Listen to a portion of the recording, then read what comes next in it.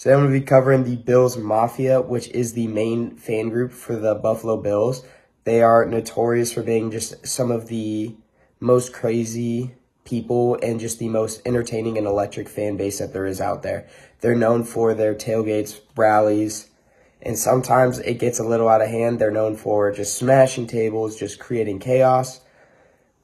But we were able to find some videos where they do take it a little bit too far. They're starting to be where it's actually more dangerous for the fans to even be there. And it's a very big consideration for whenever there's home games versus away games and how the other teams will have to kind of prepare for the Bills Mafia whenever they arrive and get into town, because they are just such an electric group and very unpredictable. There's been multiple fights pretty much every single game, drug use, all that. So the main thing that we're trying to get at here is just for there to be some safety regulations and trying to make it just a better environment for all. Still obviously keeping the fun, not taking the fun out of it, but just making sure it's still safe for everyone. Oh, yeah! Let's go! Oh! Oh! Oh! Oh, the Bills made me want to shout too, boys! Yeah!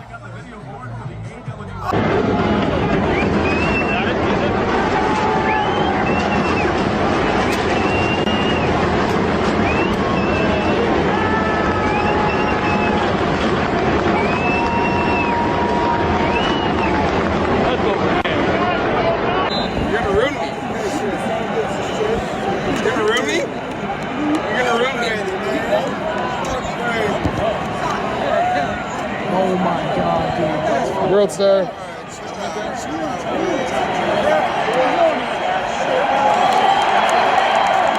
Taylor's pass complete to Charles Clay. There's some flags on the play. Release the hands, hands in the face offense. Number 25. Back to distance to the right. Good play by University.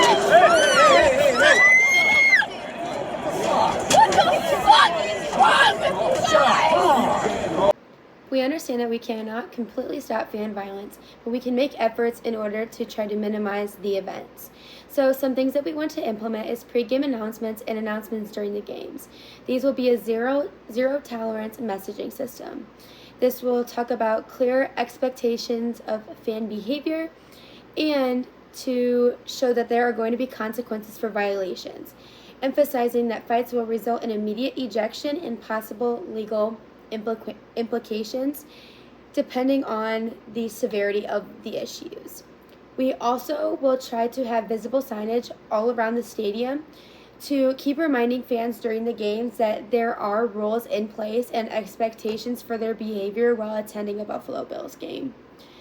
We know that not all the time regular fights happen because of alcohol, but a lot of them do. Some things that we want to implement is limiting alcohol sales. Limiting sales at a specific time at the game will help try to minimize the amount of alcohol-induced fights. Say we stop selling alcohol in the third quarter. This means that we can have plenty of time to cool off of any alcohol that a fan has consumed, and when we come to the conclusion of the game, if the Buffalo Bills are losing, there is no tension or bickering between fans that can be alcohol induced and minimize the fights. Also, we can monitor intoxication by training vendors to understand what this looks like. So if there are fans going up to buy more alcohol that are highly intoxicated and should not be drinking anymore, they can refuse sales. We understand that fans will still try to have their family members or anybody go up there to buy them more alcohol. Because this will happen, and it will most of the time probably work, completely stopping alcohol sales during the game at a certain point will put an end to it if that is happening during a game. And fans will be upset by this because they are paying money to go to a game and want to enjoy the time they have, which is totally understandable. So giving them plenty of time to consume alcohol as they wish, either before the game, during the game, but just when it comes to that conclusion time of the game, they can no longer consume alcohol. And finally, we want to designate sober areas for the stadium for families and fans who want to try to avoid rowdy behavior during those games. Some things that we can implement is having ushers all around those areas, making sure that nobody is coming into those sections with alcohol or entering those areas highly intoxicated. We recognize that people will try to sneak things in, so having these ushers, making sure that people don't have weird things that are hanging out their pockets, trying to smuggle stuff in, paying attention, looking in the crowds actively, seeing what people are drinking, what kind of bottles are they using, things like that.